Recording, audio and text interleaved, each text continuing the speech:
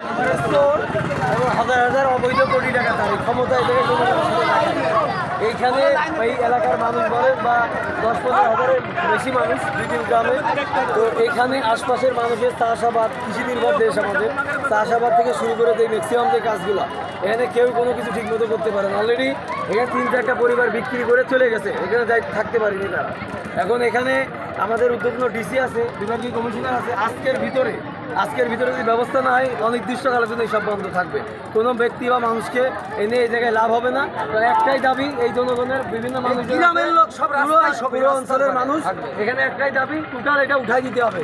সে কি তার নিজের জায়গা না কি এটা কেউ দেখতে যাবে না। আর আমরা এই বিষয়টা দেখার জন্য অভ্যস্ত না। এই ঊর্ধ্বতন কর্তৃপক্ষ আসুক, তারা ব্যবস্থা নিক। ব্যবস্থা মানে ওই যে কাগজপত্র ফাইলের নিচে ডিসি রেখে চলে যাবে, ওই ডিসির ওই সাদা বানিয়ে আমরা শুনবো না। সে এখন ইনস্ট্যান্ট এখানে আসবে, যে কেউ এসে ব্যবস্থা করবে, বন্ধ করবে আজীবনের জন্য, তারপরে এই জায়গাতে মানুষ করবে। এই হচ্ছে আমাদের দাবি। ধন্যবাদ। আমাদের এটা আবাসিক এলাকা, আবাসিক এলাকা।